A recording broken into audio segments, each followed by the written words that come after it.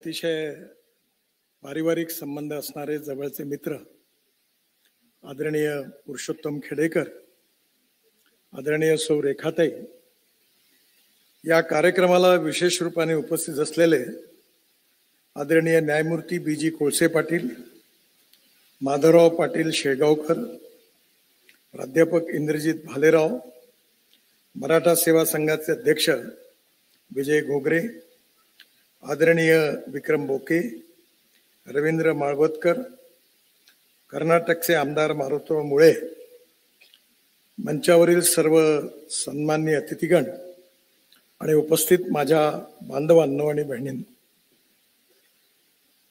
1995 साली मी पहिल्यांदा मंत्री झालो आणि महाराष्ट्र राज्याचा बांधकाम मंत्री म्हणून मी संपूर्ण महाराष्ट्राच्या जिल्ह्याचा दौरा केला. मला आजही तो दिवस आठवतो की ज्यावेळी मी अमरावतीला गेलो होतो त्यावेळी पुरुषोत्तमराव खेडेकर त्या ठिकाणी बहुतेक एक्झिक्युटिव्ह इंजिनियर होते किंवा त्यांचं प्रमोशन व्हायचं होतं. मला वाटते नाशिककर बहुतेक ते होते. आणि त्या काळामध्ये माझा आग्रह होता की वसतिगृह आपलं हे गेस्ट हाऊस चांगली असली पाहिजे, स्वच्छ असली पाहिजे, उत्तम असली पाहिजे, पडदे नीट राहिले पाहिजे, चादरी धुतल्या पाहिजे. आणि या आग्रहामुळे मी दरवेळेला सगळं चेक करायचो. पण या संदर्भामध्ये सरकार कसं चालतं याचा मला एक चांगला अनुभव आला. मी मंत्री असताना मुंबई गोवा रस्त्याची पाहणी करण्याकरता सकाळी 5:30च्या विमानाने मुंबईवरून निघालो आणि गोव्याला उतरलो. सकाळी काही मी शौचालयाला जाऊ शकलो नाही, त्यामुळे प्रेशर होतं आणि म्हणून विमानतळावरून कसं तरी बसून आता लवकर मी महाराष्ट्राच्या बॉर्डरवरचं जे पहिलं गाव आहे, काय नाव त्यासाठी, गोव्याचं, त्याने जिथे गेस्ट हाऊस आहे तर त्या ठिकाणी पोहोचून मग प्रवास सुरू होणार होता. पण तिथे आल्यानंतर पोलीसची सलामी वगैरे घेताना मी अस्वस्थ होतो, पण ती घेतली आणि धावत धावत मी लगेच गेस्ट हाऊस मध्ये गेलो आणि शौचालयात गेलो. आणि गेल्यानंतर मी त्या सीटवर बसलो आणि नंतर जेव्हा उठलो तेव्हा फक्त माझ्या डोळ्यातून पाणी येत होतं, कारण मी येणार म्हणून तिथे प्लास्टिकच्या शीटला आदल्या दिवशी ऑइल पेंट लावलेला होता.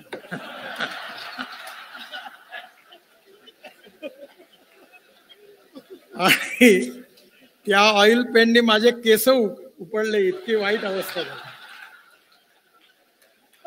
आणि इतका मला राग आला की मी बाहेर आलो असतो तर कोणाला तरी झापड मारली असती, इतका चिडलो, इतका मला त्रास झाला.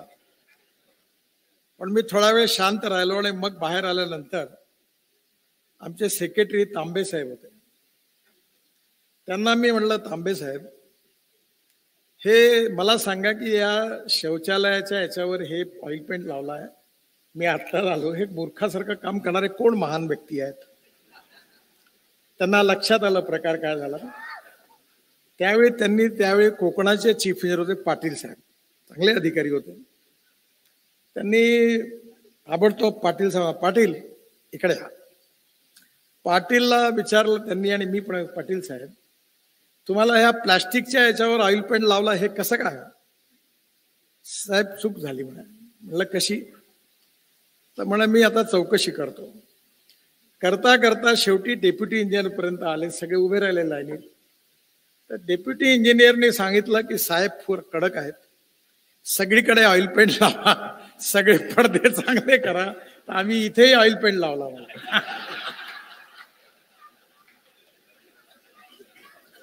तेव्हा मला लक्षात आलं की सरकार कसं चालतं.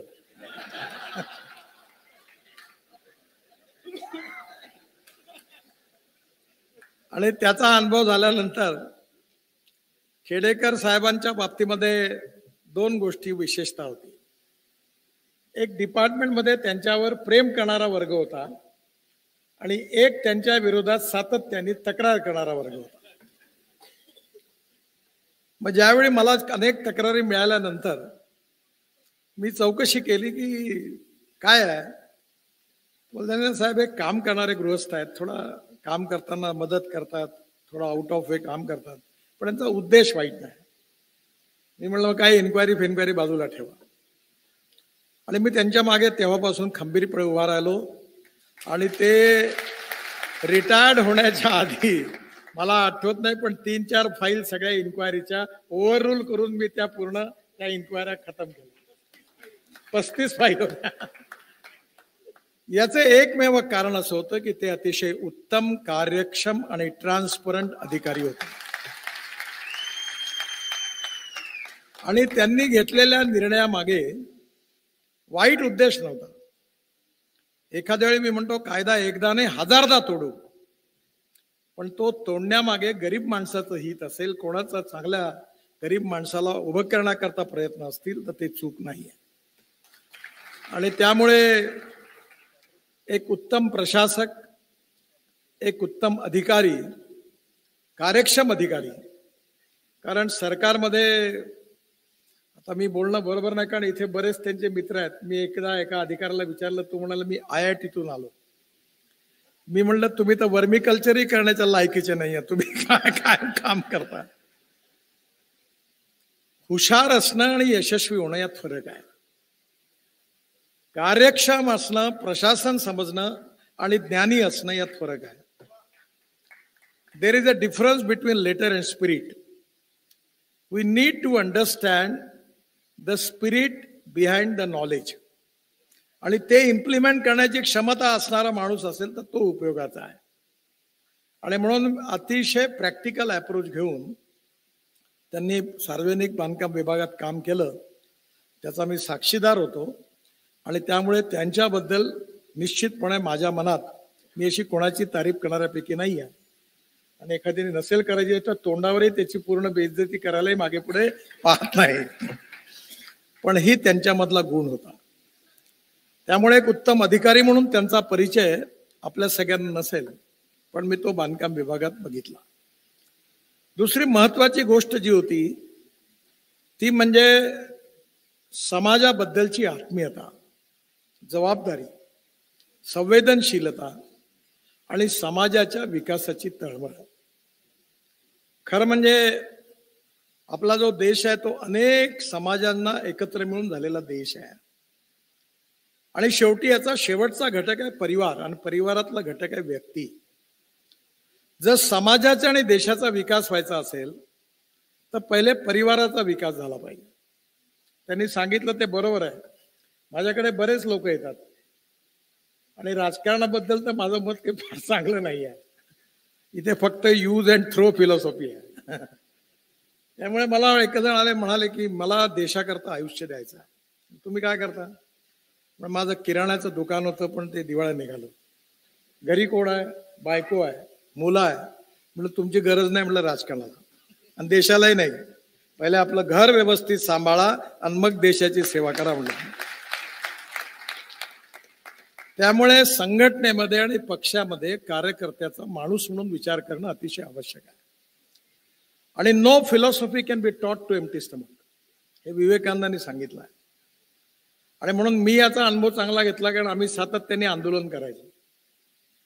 इमर्जन्सीचा मी प्रॉडक्ट आहे. अनेक वेळा जेलमध्ये आम्ही गेलो आणि 50 रुपये भरायला नव्हते जात मुलकावर जमानती करता म्हणून जेलमध्ये गेलो. तो काळ तसाच होता की 50 रुपये द्यायला कोणी तयार नव्हता. त्यामुळे आयुष्यामध्ये पैसा हे जीवनातलं साध्य नाही आहे, पण साधन निश्चितपणे आहे. आणि जर तुम्ही प्रामाणिकपणे आपल्या जीवनामध्ये आपला उदरनिर्वाह करण्याची क्षमता ठेवू शकले नाही तर तुम्ही समाजाचीही सेवा करू शकत नाही, हे निश्चित आहे. आणि म्हणून मला याही गोष्टीचा आनंद आहे की त्यांनी अतिशय इमानदारीने आपली नोकरी केली. आणि ही नोकरी करत असताना सामाजिक जाणीव ही घेऊन लोकांना मदत करण्याचा प्रयत्न केला. त्यांनी ज्याचा उल्लेख केला या योजनेचा, त्यावेळी महाराष्ट्रामध्ये लेबर सोसायटीचा सुळसुळाट आताही वाढला. आणि या सोसायट्या बहुतेक नेत्यांच्याच आहेत. ते डाव्या उजव्या पायाचे अंगठे मारून त्या सोसायट्यामध्ये कामं घेणं हा महाराष्ट्रात आणि फुले आंबेडकर शाहू महाराजांचं नाव घेऊन हा धंदा सगळ्यात जोरात सर्वपक्षीय धंदा. आता मला माहित नाही या सोसायट्या किती कमी झाल्या, कारण त्यांना प्रायोरिटी होती. त्यावेळी मी ठरवलं की महाराष्ट्रामधले जे बेरोजगार अभियंते आहेत, जे इंजिनियर्स झालेले आहेत, डिप्लोमा होल्डर्स आहेत, त्यांना डायरेक्ट रजिस्ट्रेशन द्यायचं. आणि त्या रजिस्ट्रेशनचा फायदा एवढा झाला की कमीत कमी हजारो तरुण मुलं हे महाराष्ट्रामध्ये जे इंजिनियर होते ते उत्तम कॉन्ट्रॅक्टर बनले आणि महाराष्ट्रामध्ये असे अनेक मोठे कॉन्ट्रॅक्टर झाले. आणि म्हणून आपला तो आहे इंजिनिअरिंग कॉन्ट्रॅक्टर असोसिएशनचा अध्यक्ष. आणि एकदा माझ्याकडे मर्सिडीज गाडी घेऊन एअरपोर्टमध्ये माझ्या गाडीत बसा. अरे म्हटलं मी काय करू बसून? साहेब म्हणे आपण जर आम्हाला सुशिक्षित अभियंता म्हणून कॉन्ट्रॅक्टर बनवलं नसतं तर ही गाडी आम्हाला घेता आली नसती. आणि खेडेकर साहेबांनी त्यावेळी डिपार्टमेंटमध्ये चाकोरीनीच चालणारे 90% लोक असतात. आणि ज्यावेळी ही योजना आली त्यावेळी खेडेकर साहेब म्हणले नाही ही योजना आली पाहिजे साहेब. बाकी सगळं डिपार्टमेंट विरोधात होतं, पण आम्ही ही योजना आणली. ही त्यांच्या मनात पहिलेपासूनची भावना होती. आज विशेषतः येणारं काळ जे युग जे आहे ते खऱ्या अर्थाने आपल्याला जगामध्ये विश्वगुरू बनायचं असेल तर नॉलेज ही सगळ्यात मोठी शक्ती आहे. आणि आज आपला जो आदर्श आहे, ज्यांच्यापासून आपण, मी तरी माझ्या जीवनामध्ये माझ्या आईवडिलांपेक्षाही जास्त कोणाला मानतो तो छत्रपती शिवाजी महाराजांना मानतो. याचं कारण असं आहे की तुम्ही कुठल्याही कसोटीवर शिवाजी महाराजांना बघा. आदर्श राजा, आदर्श प्रशासक, आदर्श पिता, आदर्श पुत्र, आदर्श पालक, कुठल्याही आदर्शाच्या कल्पनेवर 100% कसोटीवर उतरवणारा या देशाच्या इतिहासातला कोणी राजा असेल तर ते छत्रपती शिवाजी महाराज. आणि म्हणून छत्रपती शिवाजी महाराज हे न्यायाला किती, म्हणजे एखाद्या वेळी शिक्षा द्यायची असेल तर आपला मुलगा आहे म्हणून त्याच्याबद्दल कधी फेवर करणारी भावना त्यांच्या मनात नव्हती. प्रत्येक निर्णय हा इंडिपेंडेंट, इम्पार्शल आणि फेअर जनतेच्या हिताचा विचार घेऊन त्यांनी केला. अनेक लढाया जिंकल्या, पण पूर्ण इतिहासामध्ये कुठल्याही परिस्थितीवर युद्ध जिंकल्यानंतर अन्याय अत्याचार करण्याची एकही घटना छत्रपती शिवाजी महाराजांच्या इतिहासात नाही. अनेक लढाया जिंकल्या, राज्य पादाकरण केली, पण अन्य धर्मीयांची प्रार्थना स्थळ उद्ध्वस्त करणारी एकही घटना नाही, एकही घटना. पण मी नेहमी सांगतो की शिवाजी महाराज जर सेक्युलर होते असतील तर शिवाजी महाराजांचा इतका सेक्युलर राजाच झाला नाही. आणि सेक्युलर शब्दाचा अर्थ इंग्लिश डिक्शनरीमध्ये जो आहे तो धर्मनिरपेक्ष नाही आहे, तो सर्व धर्म समभाव आहे. आणि सर्व धर्माबद्दल सन्मान ठेवणारा हिंदुस्थानच्या इतिहासातला खरा सेक्युलर राजा कोणी असेल तर ते छत्रपती शिवाजी महाराज. आणि म्हणून शिवाजी महाराजांचं हे दैवत जे आहे आपल्या सगळ्यांचं आहे. आजही मी दिल्लीमध्ये माझ्या ऑफिसमध्ये माझ्या समोर एकच फोटो लावलाय, छत्रपती शिवाजी महाराज. आणि जेव्हा जेव्हा असं वाटतं आपल्याला कुठलाही प्रश्न निर्माण होतो तेव्हा इतिहास आपल्याला त्याचं उत्तर शिवाजी महाराजांच्या इतिहासातून मिळतं. आणि म्हणून मला आज आनंद आहे की मराठा समाजाबद्दलची प्रगती व्हावी, विकास व्हावा या आत्मीयतेपोटी आणि या सर्वांगीण विकासाकरता खेडेकर साहेबांनी या सगळ्या कार्याची सुरुवात केली. राजमाता जिजाऊंचं एवढं मोठं स्मारक त्यांनी उभं केलं, कारण जिजाऊ नसत्या तर शिवाजी महाराजच झाले नसते. कारण त्यांनी जे संस्कार केले, तुम्ही काही म्हणा, ज्यांचे आई वडील उत्तम संस्कार करतात त्यांची मुलं चांगली होतात. आणि किती धनवान असू द्या, पण जे आई वडील आपल्या मुलांवर घरी चांगले संस्कार करत नाहीत ते आयुष्यात पुढे काय होतं ते तुम्ही बघा. मला जे काही शिकायला मिळालं ते माझ्या आईपासून शिकायला मिळालं. आणि म्हणून शिवाजी महाराजांचं संगोपन जिजाऊंनी ज्या प्रकारे केलं, म्हणूनच छत्रपती शिवाजी महाराजांचं हे विशाल ऐतिहासिक रूप आपल्या सगळ्यांना बघायला मिळालं. आणि म्हणून हा जो काही इतिहास आहे, जिजाऊंचं स्मारक सिंदखेड राजाला मोठं खेडेकर साहेबांनी त्या ठिकाणी केलं, पुष्कळ काम झालं. मी त्यांना नेहमी आग्रह केला की तुम्ही टेक्नॉलॉजीचा उपयोग करा. आणि मला नेहमी असं वाटतं की नॉलेज ही सगळ्यात मोठी पॉवर आहे. Innovation, entrepreneurship, science, technology, research, skill and successful practices, we name it as knowledge and conversion of knowledge into wealth, हे भविष्य आहे. आणि हे जे नॉलेज आहे हे शिक्षणातून मिळतं. बाबासाहेब आंबेडकरांनी जे सांगितलं की शिक्षण हे वाघिणीचं दूध आहे, ही गोष्ट खरी आहे. आणि त्यामुळे शिक्षणाचा जेवढा जास्तीत जास्त प्रसार होईल, त्या काळामध्ये जर खेडेकर साहेबांच्या जीवनामध्ये त्यांच्या परिवाराने त्या परिस्थितीमध्ये त्यांना इंजिनिअरिंग केलं नसतं आणि ते इंजिनियर नसते झाले तर त्यांना एवढी मोठी जीवनदृष्टी नसती मिळाली. आणि म्हणून आज खऱ्या अर्थाने नॉलेज ही सगळ्यात मोठी पॉवर आहे. पण नॉलेज विथ व्हॅल्यूज, जीवन मूल्य, ही सगळ्यात महत्वाची आहे. आज आपल्या देशामध्ये, आपल्या इतिहासामध्ये भगवान गौतम बुद्ध असतील, भगवान महावीर असतील, छत्रपती शिवाजी महाराज असतील, बाबासाहेब आंबेडकर असतील, किंवा महात्मा ज्योतिबा फुले असतील, ज्ञानेश्वर महाराज असतील, तुकाराम महाराज असतील, कोणी असेल, प्रत्येक जीवनाचा, प्रत्येक व्यक्तीच्या जीवनाचा अभ्यास करा. त्या व्यक्तिमत्वाची जी स्ट्रेंथ आहे ती त्याची काही मूल्य आहेत, जीवन मूल्य, आणि त्या आधारावर त्यांनी आपले जीवन जगले आहे. आपल्या देशामध्ये विचार भिन्नता ही समस्या नाही आहे, आपल्या देशामध्ये विचार शून्यता ही समस्या आहे. म्हणजे जी पार्टी सत्तेत येईल त्या पार्टीत घुसण्याकरता सगळे तयार आहे, आणि सत्ता गेली का जसं ते जहाज पाण्यात डुबलं का पटापट जसे उड्या मारतात, पहिले उंदीर उड्या मारतात पहिले लोक उड्या मारतात. याचं कारण आपले विचार, आपल्या निष्ठा, आपलं कन्व्हिक्शन, आपली कमिटमेंट ही महत्वाची आहे. खेडेकर साहेबांनी आपल्या जीवनामध्ये ही कमिटमेंट बाळगली आणि या समाजाच्या विकासाच्या बाबतीत त्यांनी उत्तमपणे विचार करून त्याचं एक पॉलिसी फॉर्म्युलेट केली आणि त्याचा विचार विविध माध्यमातून मांडला. एक गोष्ट मला आपल्या समोर सांगायची आहे की या समाजातली जातीयता, अस्पृश्यता जी काही आली आहे ती चुकीची आहे, वाईट आहे. आणि अस्पृश्यता, जातीयता आणि विषमता ही समाप्त झाली पाहिजे. याचं सगळ्यात मोठं उदाहरण कोणतं असेल तर कोणीही माणूस हा जात, पंथ, धर्म, भाषा आणि सेक्सनी मोठा नाहीये, हा त्याच्या गुणवत्तेने मोठा आहे. आणि याचं उत्तम उदाहरण म्हणजे मराठा समाजातलं. मी जेव्हा जेव्हा चेन्नईला जातो तेव्हा माझे मित्र आहेत रजनीकांत, आणि त्यांच्याकडे मला आनंद आहे की त्यांच्या घरात गेल्यावर ही जे लाल रंगाचे जे दिसतं ना, तेवढी फ्रेम मागे त्या फोटोच्या, एवढा घराच्या मध्ये मोठा छत्रपती शिवाजी महाराजांचा फोटो, आणि ते माझ्याशी मराठीत बोलतात, त्यांच्या बायकोला समजत नाही मराठी त्यामुळे बऱ्याच गोष्टी त्यांनी ऐकल्याने बरं झालं.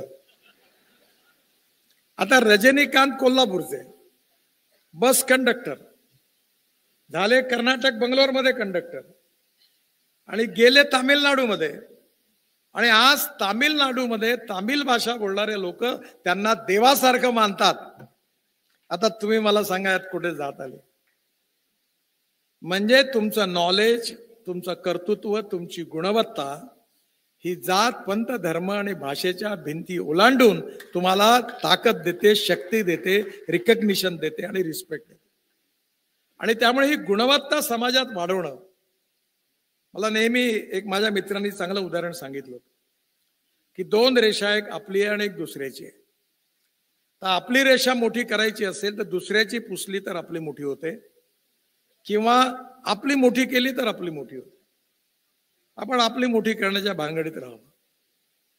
आणि म्हणून आज समाजामध्ये खऱ्या अर्थाने ही कर्तृत्व, वक्तृत्व, नेतृत्व, विविध प्रकारची जी गुणवत्ता आहे, जिचा संबंध संस्काराशी आहे आणि संस्काराचा संबंध जीवन मूल्यांशी आहे, त्याच्या आधारावर समाजातून उत्तम नागरिक, उत्तम नेतृत्व कसं तयार होईल, हे खऱ्या अर्थाने समाज निर्माणाचं काम आहे.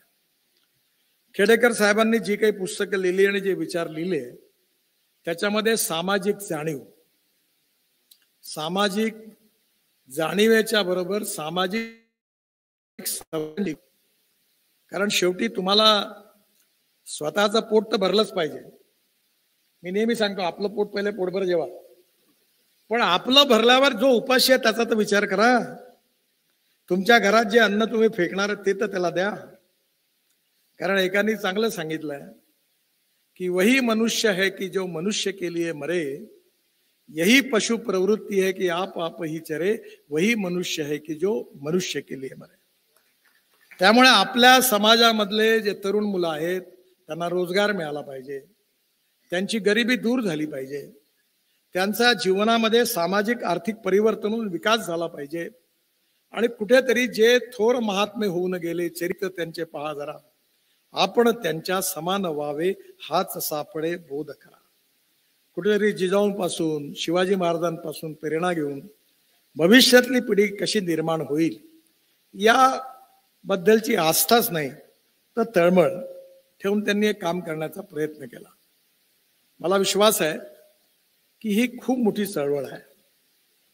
आणि हे चळवळ जी आहे ती राजकारणात स्वाभाविकपणे प्रत्येकाला आता मंत्रीपद पाहिजे, प्रत्येकाला आमदारपद पाहिजे, खासदारकी पाहिजे. मला नको असं म्हणणारे कोणी नाही आहे. ते प्रॉब्लेम असा आहे की जो नको म्हणते त्याच्या मागे धावतं आणि जो पाहिजे म्हणते त्याच्यापासून पळतं. त्याच्यामुळे मला असं वाटतं की राजकारणाच्या आपल्या मर्यादा आहेत. Every politician thinks for 5 years next election, and every socio-economic reformer thinks from century to century. ज्याला समाज बदलवायचा असतो तो 100 वर्षाचा विचार करतो. खेडेकर साहेबांनी, रेखाते जरी राजकारणात असले तरी खेडेकर साहेबांनी कधी तिकीट नाही मागितलं, त्यांना मिळालं असतं तिकीट. ते चांगलं झालं की राजकारणात आलं, कारण पार्टीचा ठप्पा लागला की माणसाला मर्यादा येतात. त्यांनी राजकारणाच्या बाहेर राहून आपलं शक्तिशाली विचार आणि नेतृत्व उभं केलं. ते अनेक खासदारांपेक्षा कितीतरी पटीने प्रभावी आहे. तुम्ही वर्तमान मंत्र्याचे आणि आमदारांचे सत्कार केले तर एवढे लोक नाही येणार, आणि आलेले लोक हृदयातून नाही येणार. मी एकाला विचारलं तर कुठे गेला होता, म्हटलं मंत्री साहेबाचा सत्काराचा त्या मड्यावर हार घालायला गेलो होतो म्हणा. म्हटलं कशाला गेला होता, पुढं काम बिम पडलं तर हार घातला, फोटो काढला पाहिजे. तसे लोक इथे आलेले नाहीये. महाराष्ट्रातून आपले पैसे खर्च करून आपलं तिकीट, आपलं पेट्रोल डिझेल जाळून तुम्ही त्यांच्या प्रेमाकरता इथे आले, हे त्याचं वैशिष्ट्य आहे. नाही तर भाडोत्री लोक आणले ते एसटीत बसून येतात, जेवण करतात आणि नेत्याचं भाषण होईपर्यंत वेळ लागतो, निघून जातात, पळून जातात. ते रेखाते हसून राहिला, त्यांना अनुभव असेल एखाद्या. मी यावेळी महाराष्ट्रात फिरलो, तुम्ही बावनकुळेला सांगितलं, एक लक्षात ठेव म्हणलं, माझ्या सभेला 50 लोक आले तरी चालतील, हे भाडोत्री नाही आणायचं. बस लावायची नाही, गाड्या लावायच्या नाही, झेंडे लावायचे नाही, जेवण नाही. हे मजबूत 100 आलं तर 100, हे 1000 लोक कामाचे नाही, हे 10 कामाचे म्हटलं. तुम्ही आलेले लोक हे खेडेकर साहेबांवर व्यक्तिगत प्रेम करता म्हणून तुम्ही आपले पैसे खर्च करून आले, ही त्यांची सगळ्यात मोठी संपत्ती आहे. आणि त्यांचे जे प्रयत्न आहे हे सामाजिक आर्थिक चळवळ आहे. आणि या चळवळीतून या समाजाचं उत्थान झालं पाहिजे, विकास झाला पाहिजे, प्रगतिशील समृद्ध संपन्न समाज झाला पाहिजे, समाजातले गाव गरीब मजदूर शेतकऱ्याचं कल्याण झालं पाहिजे. आणि याकरता माझी एकच विनंती आहे त्यांना की सगळ्यात महत्वाची गोष्ट म्हणजे लो मिस क्राईम. म्हणजे मी कधी कधी म्हणतो की सगळ्यात प्रवेशद्वारी आमच्यावर उपकार कोणता केला असेल तर आरक्षण नाही आहे. तुम्ही नोकरी मागणारे नाही, नोकरी देणारे व्हा. आणि हे जर व्हायचं असेल तर ज्ञानापेक्षाही एंटरप्रिनरशिप महत्वाची आहे. त्यामुळे शिर्के साहेब हे काय, असे 1000 शिर्के तयार करा. जेव्हा आपल्या समाजामध्ये एंटरप्रिनरशिप येईल, ती नॉलेजमुळे येईल. आणि नॉलेज आणि एंटरप्रिनरशिप जेव्हा एकत्र होईल, त्यातून उद्यमशीलता जे विकसित होईल, त्यातून समाजाचा आर्थिक विकास होईल. आर्थिक विकास, सामाजिक विकास आणि शैक्षणिक विकास हे महत्वाचे 3 बिंदू आहेत. आणि येणाऱ्या काळामध्ये समाजाचा सर्वांगीण विकास झाला पाहिजे अशी भावना त्यांच्या मनामध्ये आहे. आणि त्या भावनेतून त्यांनी मराठा सेवा संघाच्या रूपाने ही सामाजिक आर्थिक चळवळ उभी केलेली आहे. आणि या चळवळीचं उद्दिष्ट जे आहे ते त्यांच्या मुलाबाळांचं कल्याण व्हावं असं नाही आहे, समाजाचं कल्याण व्हावं हे त्यामागचं उद्दिष्ट आहे. आणि त्यामुळे यातलं जे स्पिरिट आहे, जे समाजाच्या उन्नती आणि विकासाकरता आहे, ती त्यांची जी भावना आहे ती लक्षात घेऊन येणाऱ्या काळामध्ये नॉलेज, ज्ञान हे सगळ्यात महत्वाचं माध्यम आहे. टेक्नॉलॉजी, मी नेहमी सांगतो त्यांना, मी शेतकऱ्यांमध्ये काम करतो आणि आता जवळपास मी 4 साखर कारखाने चालतो विदर्भात. त्या खडकावर डोकं आपटून 40 कोटी रुपये नुकसान करतो वर्षाचं. आणि मला माझ्या मनात भावना आहे, पण माझे मुलं राजकारणात नाही, त्यांना काय ते म्हणते हे भंगारात विकून टाकू म्हणे, बाकीचं प्रॉफिट कमवतो आणि तुम्ही 40 कोटी गड्ड्यात घालता, कशा करता ठेवायचं. म्हटलं नाही, शेतकऱ्यांकरता. आणि आता मी लक्षात आलं, मी पॉवर तयार केली.